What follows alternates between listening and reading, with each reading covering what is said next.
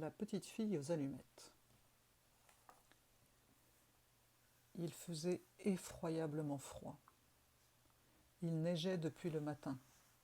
Il faisait déjà sombre, le soir approchait, le soir du dernier jour de l'année. Au milieu des rafales, par ce froid glacial, une pauvre petite fille marchait dans la rue. Elle n'avait rien sur la tête, elle était pieds nus. Lorsqu'elle était sortie de chez elle le matin, elle avait eu de vieilles pantoufles, beaucoup trop grandes pour elle. Aussi les perdit-elle lorsqu'elle eut à se sauver devant une file de voitures. Les voitures passées, elle chercha après ses chaussures. Un méchant gamin s'enfuyait, emportant en riant l'une des pantoufles. L'autre avait été entièrement écrasée. Voilà la malheureuse enfant, n'ayant plus rien pour abriter ses pauvres petits petons. Dans son vieux tablier, elle portait des allumettes. Elle en tenait à la main un paquet. Mais, ce jour, la veille du jour de l'an, tout le monde était affairé. Par cet affreux temps, personne ne s'arrêtait pour considérer l'air suppliant de la petite qui faisait pitié.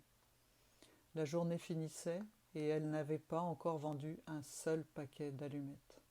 Tremblante de froid et de faim, elle se traînait de rue en rue. Des flocons de neige couvraient la longue chevelure blonde. De toutes les fenêtres brillaient des lumières. De presque toutes les maisons sortait une délicieuse odeur, celle de l'oie, qu'on rôtissait pour le festin du soir. C'était la Saint-Sylvestre. Cela, oui, cela lui faisait arrêter ses pas errants. Enfin, après avoir une dernière fois offert en vain son paquet d'allumettes, l'enfant aperçoit une encoignure entre deux maisons, dont l'une dépassait un peu l'autre. Harassée, elle s'y assied et s'y blottit, tirant à elle ses petits pieds. Mais elle grelotte et frissonne encore plus qu'avant, et cependant, elle n'ose rentrer chez elle. Elle n'y rapporterait pas la plus petite monnaie, et son père l'abattrait. L'enfant avait ses petites menottes toutes transies. Si je prenais une allumette, se dit-elle, une seule pour réchauffer mes doigts. C'est ce qu'elle fit. Quelle flamme merveilleuse c'était! Il sembla tout à coup à la petite fille qu'elle se trouvait devant un grand poêle en fonte décoré d'ornements en cuivre.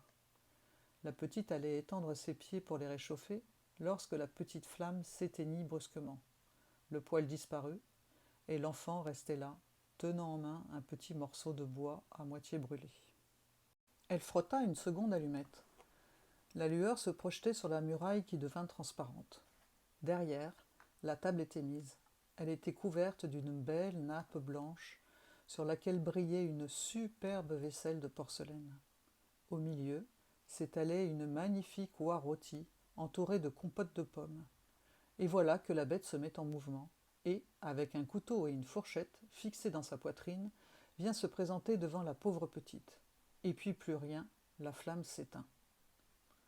L'enfant prend une troisième allumette et elle se voit transportée près d'un arbre de Noël splendide. Sur ses branches vertes brillaient 1000 bougies de couleur. De tous côtés pendait une foule de merveilles. La petite étendit la main pour saisir la moins belle. L'allumette s'éteint, l'arbre semble monter vers le ciel et ses bougies deviennent des étoiles. Il y en a une qui se détache et qui redescend vers la terre, laissant une traînée de feu. « Voilà quelqu'un qui va mourir, » se dit la petite. Sa vieille grand-mère, le seul être qu'il avait aimé et chéri, et qui était morte il n'y avait pas longtemps, lui avait dit que lorsque l'on voit une étoile qui file, d'un autre côté, une âme monte vers le paradis.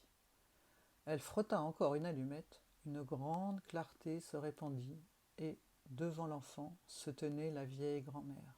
« Grand-mère » s'écria la petite, « grand-mère, emmène-moi ! Oh, tu vas me quitter quand l'allumette sera éteinte. Tu t'évanouiras comme le poêle si chaud, le superbe rôti d'oie, le splendide arbre de Noël. Reste, je te prie, ou emporte-moi. » Et l'enfant alluma une nouvelle allumette, et puis une autre, et enfin tout le paquet, pour voir la bonne grand-mère le plus longtemps possible.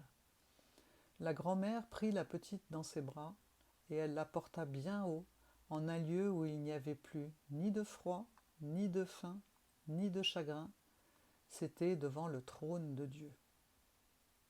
Le lendemain matin, cependant, les passants trouvèrent dans l'encoignure le corps de la petite. Ses joues étaient rouges, elle semblait sourire. Elle était morte de froid pendant la nuit qui avait apporté à tant d'autres des joies et des plaisirs. Elle tenait dans sa main, toute raidie, les restes brûlés d'un paquet d'allumettes. « Quelle sottise !» dit un sans-cœur.